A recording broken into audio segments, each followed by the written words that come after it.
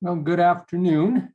My name is Attorney Matt Parker. I'm with the elder law firm Marshall, Parker and Weber. And today we're going to be talking about a topic that's part of estate planning, a specialized area. We call it special needs planning. And in this particular area, we're serving clients who typically have a family member who have a disability.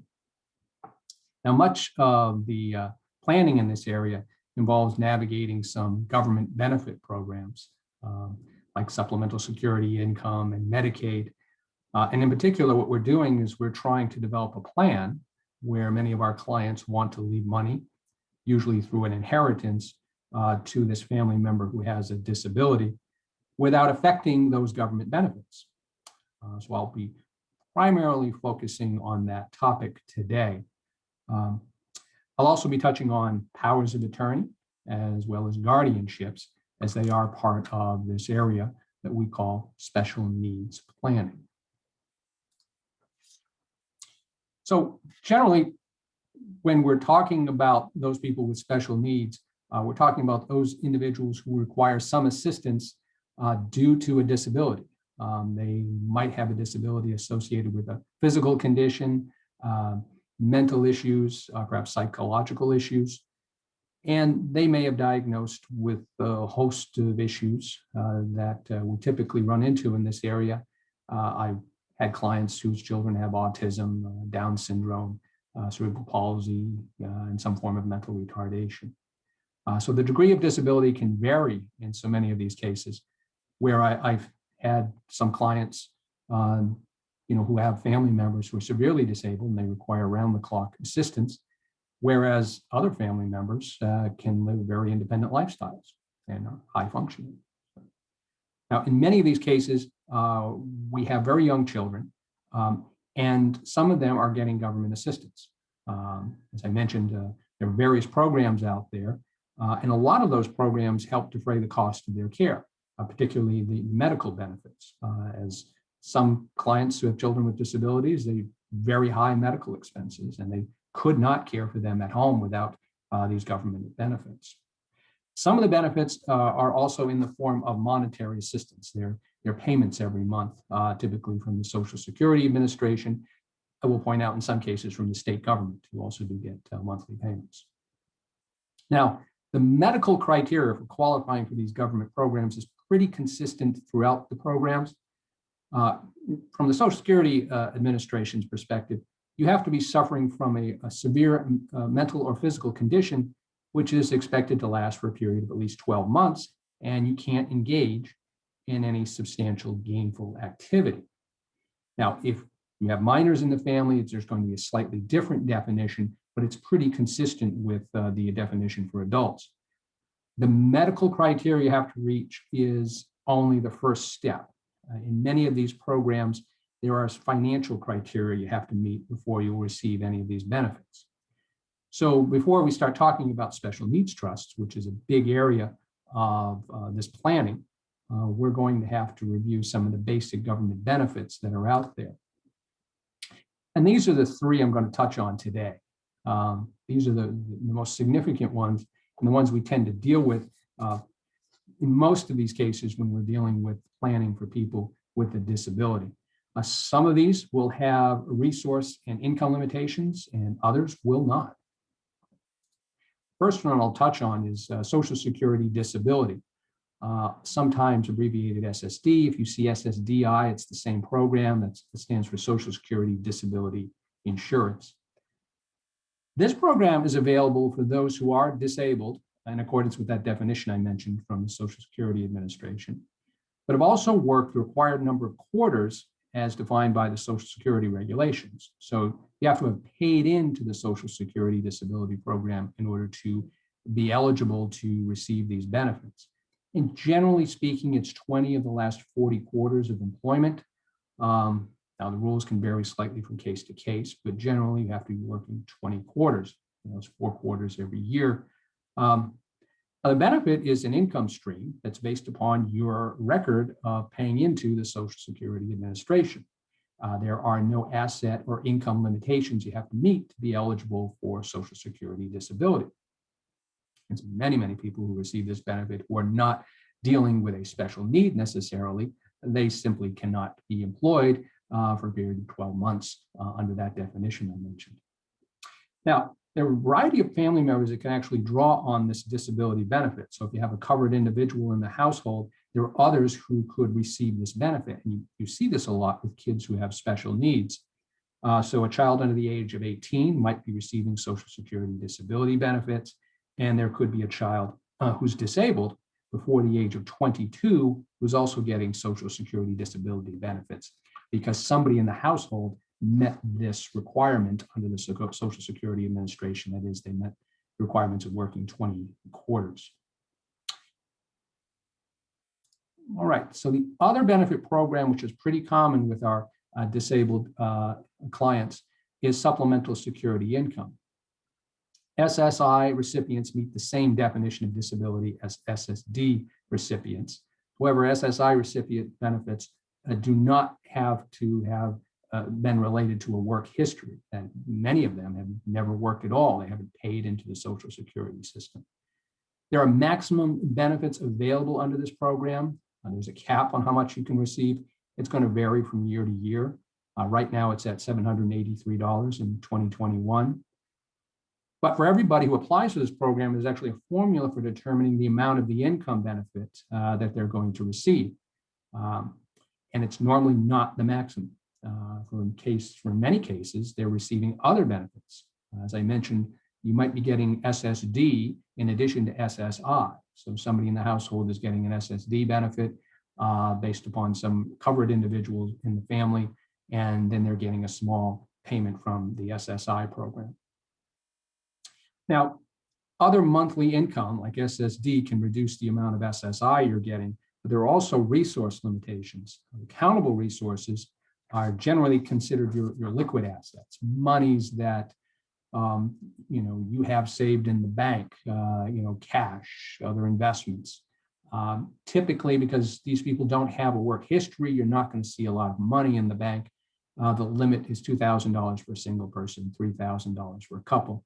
There are other assets you can have that don't make you ineligible for this program. You could have a home, a car, personal property, a burial account, and still receive SSI benefits. Now, there are rules that do render you ineligible for SSI due to transferring of money or other assets. Generally, for every $783 plus whatever the state supplement is that you've given away, you're not going to be eligible for SSI for 1 month. And they don't make anybody ineligible for longer than 3 years. So if you gave away a house, you're not going to be ineligible indefinitely. Now, with SSI, you can also have your payment reduced for receiving what are called in-kind benefits. That's essentially something that SSI was intended to pay for. For example, SSI is intended to pay essentially for food, clothing, and shelter. So if somebody is paying for your shelter expenses, you might be living with somebody and they're paying all the household expenses. What happens is your maximum SSI benefit is reduced accordingly. So you can have your benefits adjusted because of these benefits you're getting from third parties. Typically, it comes in the form of shelter expenses where somebody's paying for the household costs. And lastly, medical assistance. It's also known as Medicaid. Medicaid is the federal term. Medical assistance is the state term for the same program. The qualification is the same as SSI. So if you qualify for SSI, you're going to qualify for Medicaid. Medicaid or medical assistance is basically funded by both the federal government and the state government, and it pays for essentially all the health care for low income and low resource individuals.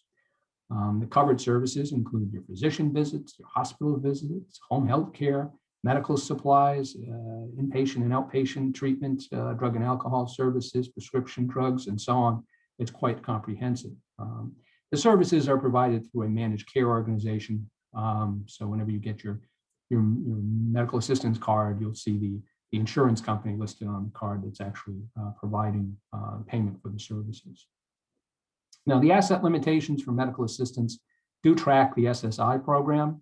However, the asset limitations for a type of medical assistance that pays for either nursing home care or home and community care, typically a caregiver that's coming into your house to provide care, those asset limitations are different than the $2,000 I mentioned for what I call regular medical assistance that pays for medical care. Thankfully, with medical assistance, there's no corresponding in-kind reduction of benefits. So somebody could pay your medical bills for you. You won't have your medical assistance reduced. Unlike SSI, gifts do not always disqualify somebody for medical assistance. It often depends on the type of service you're getting through medical assistance. As I mentioned, with long-term care, nursing home cost, and in-home care through a caregiver program, typically through what's called the CHC waiver program, there will be disqualifications in many cases due to transfers. There is what they call a 5-year look back for that type of medical assistance. Now, in special needs planning, one of the big goals is to try and protect those people who are receiving these benefits, like SSI or medical assistance, from disqualification due to receiving an inheritance or maybe a personal injury settlement. You see, the receipt of that sum of money, whether it's through inheritance or otherwise, could potentially eliminate these benefits because you'll be over-resourced. You'll have too much money, and you'll have to drop your access card, your medical assistance access card, and pay for your care privately. In many cases, people don't want to have that happen. So what they need to do is engage in some sort of special needs planning. Now, special needs planning is done for other reasons beyond just protecting the benefit programs. Typically in these cases, what you have is somebody who's not capable of working full-time and is not going to be able to earn an income stream over their lifetime to pay for just common costs of living. So what family members tend to want to do is set aside a sum of money where they can have a comfortable lifestyle, and yet they don't want to affect these benefit programs such as SSI or Medicaid. So either through lifetime gifting to them or setting up some sort of estate plan at the time of their death, family members want to make sure there's a pot of money there that these people can use to live on. And usually they want some other adult to manage the money for them. Somebody with severe Down syndrome, mental retardation, so not going to manage their own resources. So how do we make sure that we're going to leave money to them? Somebody else is going to manage it properly for these individuals. In the past, what family members would do is just disinherit the child with the Down syndrome or mental retardation and just leave the rest of the money to a sibling, and on a sort of a moral obligation, ask them to use the money for that other child's benefit. Well, today, what are used are special needs trusts. These are ways where you can actually leave money to someone with a disability, not affect their government benefits, and provide a resource for them throughout their lifetime. Core idea behind a special needs trust is there's an intent in the people who are creating these trusts that the funds not be considered an available resource under either the SSI program or the medical assistance program. Most of these trusts grant the trustee, who's in charge of the trust, the total discretion to distribute all, some, or none of what's in the trust to the disabled beneficiary. However, there's a very specific instruction in these trusts. It says that if a distribution from the trust, whether it's of income or principal, would affect the disabled person's benefits, you are not to distribute those funds to the disabled person.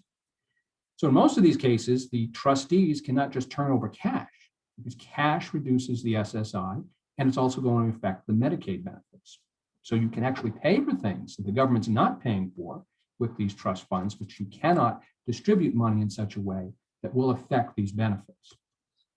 And these trusts all say that the trust is intended to supplement, not replace benefits like SSI or medical assistance.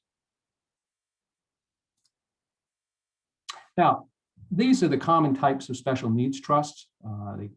These trusts tend to take different forms. You may have seen them set up differently. Testamentary trusts we'll talk about can set up these trusts during lifetime. And the most unique type of trusts are what we call the payback trusts, and that's just a common word for them. They actually have a more specific statutory term.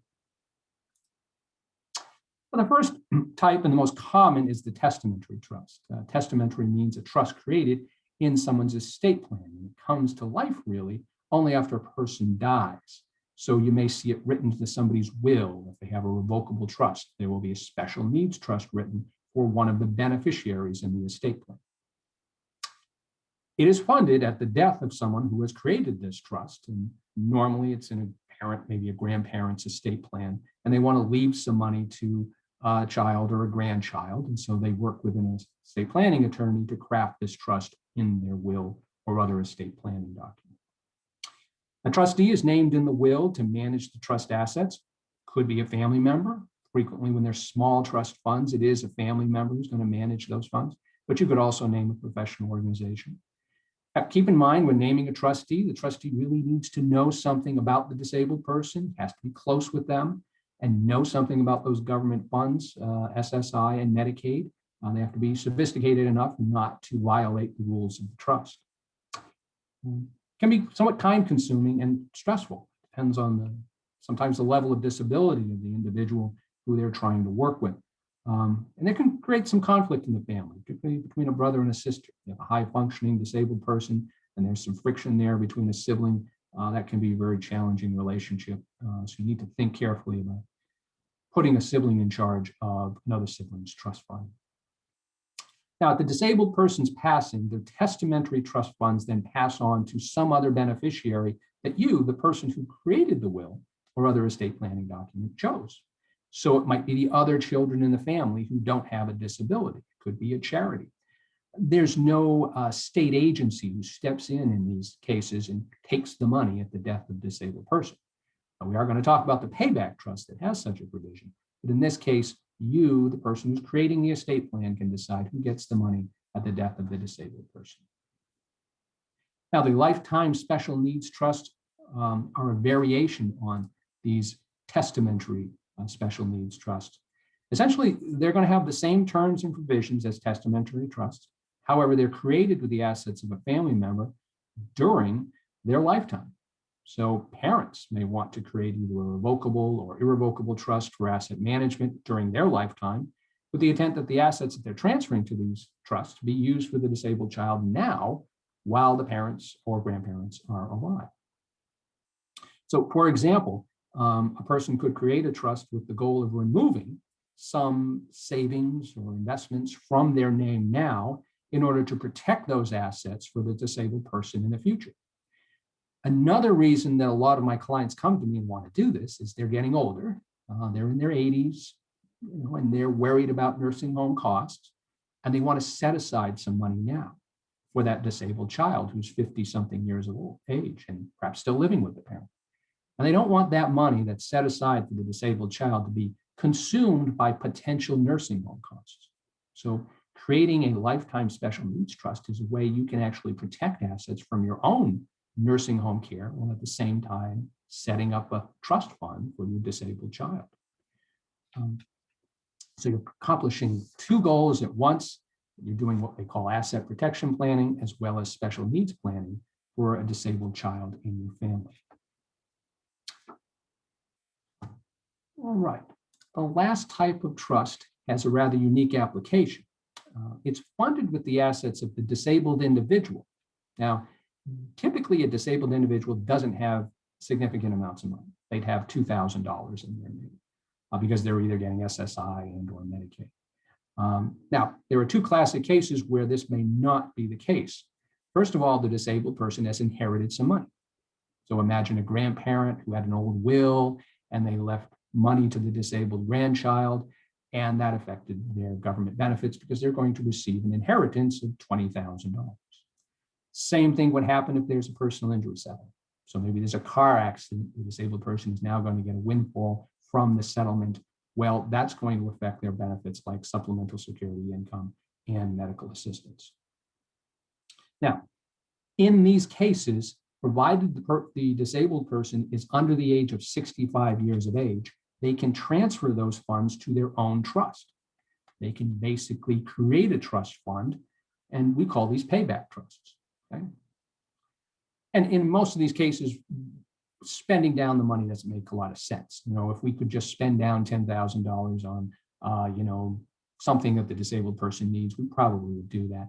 In these scenarios, we have $50,000 or $100,000 that's coming into play, and we don't have anything that we can practically spend it down on in a quick fashion. So both the federal and state governments allow these payback trusts to be created.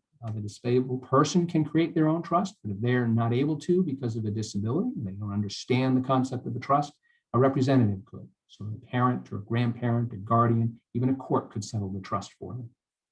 The disabled person's assets that they've inherited or received through this settlement are then used to fund the trust. The rules provide that there's no transfer penalty imposed when you put these funds into these payback trusts. However, when the disabled person dies, what happens in these cases, whatever left in that trust has to go back to the state Medicaid agency as a payback.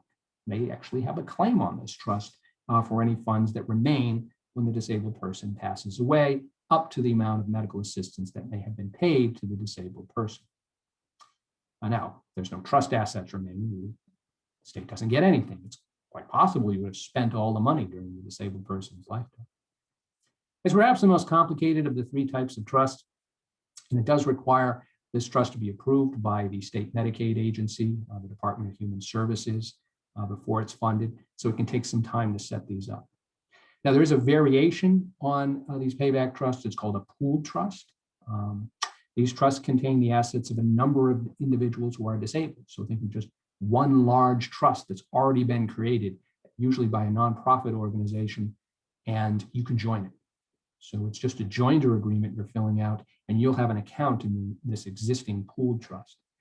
These trusts are ultimately have a charitable goal in mind, because when the disabled person dies and there's any money remaining in that pooled trust account, it goes to the nonprofit organization to use for charitable purposes.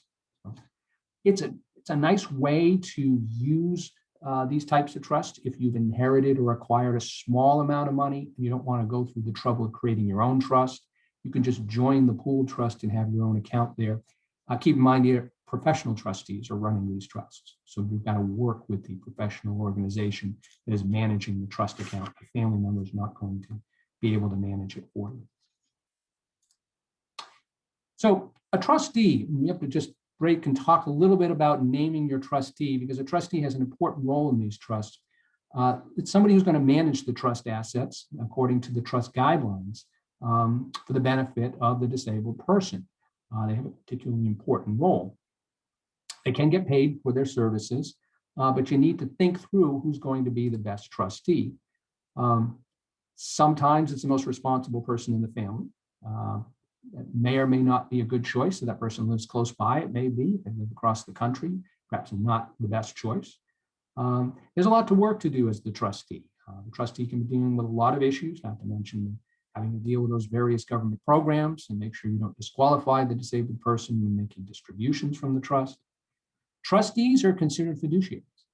They have a high duty of loyalty and responsibility towards the beneficiary. If they behave in a negligent manner, they just don't do the right thing by the beneficiary, they could be held responsible, financially responsible by a court for behaving in a negligent manner. So in some cases, you want to consider using a professional trustee. This, in most cases, is a bank's trust department. There are advantages and disadvantages to naming a professional trustee versus a family member. Of course, a family member probably won't charge for their services, and they may do it for love and affection. A professional trustee does charge a fee, provided there's enough in that trust. Professional trustees will not take on every trust estate. In many cases, they'll want a certain amount of money in the trust so they can actually charge a fee and make it worthwhile for them. On the other hand, professional trustees, in many cases, have a staff. There are people who do this as their job. They know exactly how to manage these special needs trust accounts. They're familiar with the government programs and how to carry on the role as trustee. Before we leave the discussion of protecting assets for the disabled individual, we should discuss ABLE accounts. ABLE accounts are tax-free savings accounts for individuals with a disability. So if a disabled individual has established one of these accounts and some money is being saved for them in one of these accounts, the distributions from these accounts will not be taxed if they're used for qualified disability expenses. And that could mean housing expenses, education, transportation, health and living expenses. So these accounts are rather easy to set up. You can go online and set them up. They can be established by the individual themselves or by his or her parent, grandparent, or even an agent under a power of attorney. Now, keep in mind the person with the disability has to have been disabled before the age of 26. So this is not for somebody who became disabled much later in life. The disabled person who might be receiving Medicaid or SSI will be able to maintain those benefits even though they have this able savings account. And keep in mind, the disabled person can access the savings account just like anyone can access a savings account. It's completely available to them. So if you're worried about the disabled person spending their money in an irresponsible fashion, this would not be the way to go. You would want to have a special needs trust and name a trustee in charge of managing the disabled person's funds. But you could also have both of them, maybe a small amount in an ABLE account, more in the special needs trust. Now, ABLE accounts are really helpful for small gifts of money where the ongoing administration, perhaps, of the special needs trust can't be justified. There is a maximum of $15,000 per person in terms of their contribution to one of these ABLE accounts. And there's an SSI limitation. You can't go over $100,000 in one of these accounts if you're on SSI. Now, the ABLE materials in Pennsylvania will explain to you that there is no recovery at the death of the disabled individual by the state Medicaid agency against an ABLE account. So, last topic I want to mention when it comes to lifetime planning for the disabled is guardianships, as well as powers of attorney. I had the pleasure recently of helping a family get guardianship for their adult disabled daughter. She had recently turned 18. I believe she had some Down syndrome. And due to her disability, she wasn't going to have the mental capacity to manage finances or make decisions about her personal health and safety. So her parents' role as her legal guardian came to an end at age 18. And so social service agencies were telling the parents, you need to get guardianship now. And in order to make decisions for their now adult daughter, they needed to proceed to court to have themselves appointed as her guardian. And during this process, what happens is there's a petition filed with the court outlining the disabled person who wants to be the guardian and the nature of the disability. There's a hearing held before a judge where some testimonies presented by the parents and typically by the doctor as to the nature of the disability. The entire process from start to finish can take months. However, the courts almost inevitably sign the order if the parents are involved and there are no issues with the parents serving as the child's ongoing guardian. Normally, there's a successor guardian named, maybe a sibling. If the parents are deceased, somebody else will take over for the parents. And I should point out that in many cases, you don't necessarily need a guardianship. High-functioning Downs children, they're able to carry on a conversation. They're very talkative, and they're able to talk with me and understand the concept of a power of attorney. That is, by signing this document, you're going to name your mom or your dad to make decisions about your money and your medical decisions. And we have the conversation. We're willing to sign the document, and that's fine. So even though someone may say you need guardianship for your adult disabled child, there is an alternative in some of these cases, and it's very helpful to pursue a power of attorney in many of these cases because the powers of attorney are much less expensive. I mean, you're talking a few $100s versus the few $1,000s for guardianship work. So I would certainly, if your child or loved one is high functioning, I would pursue a power of attorney before proceeding with the guardianship. And that concludes the webinar on special needs planning. Thank you for attending. If you're interested in this topic or other topics, do visit our YouTube channel. And you can also go to paelderlaw.com for more information.